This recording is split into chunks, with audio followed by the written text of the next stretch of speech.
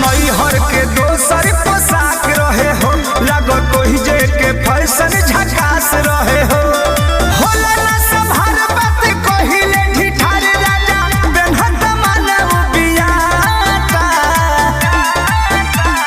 Suit सलवार किन लाइए बोलमुआ, चली तलुगा उधियाता। सूट सलवार किन लाइए बोलमुआ, चली तलुगा उधियाता। माई रे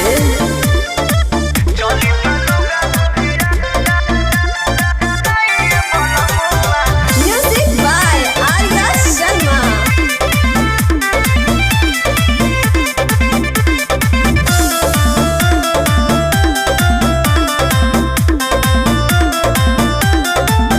ए जी सुटवा पपेटवा न लौके, ढकल रहेला सौसे बदानिया।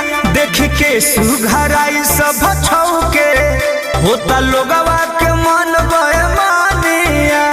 हे राजा बड़ी दिक्कत हो जाता हो कि बतिया साचे कहीं जी, इज्जतिया रहू रे राही जी।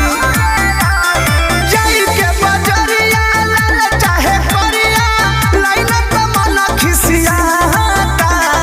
हे जी सूट सलवार किन लाइए बोलमुआ, चली तलुगा उधियाता। सूट सलवार किन लाइए बोलमुआ, चली तलुगा उधियाता। दादा रे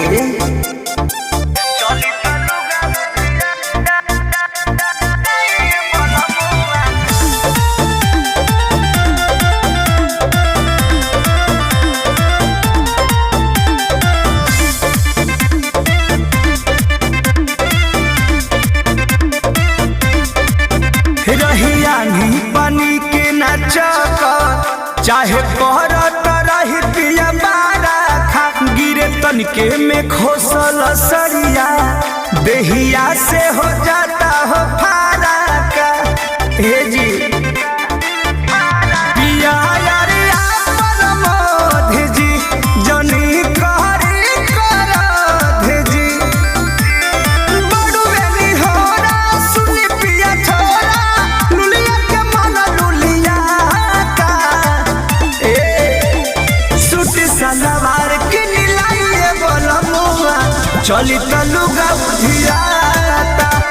सूट सलवार किन लाइए बोलमुआ, चली तलुगा उधियाता।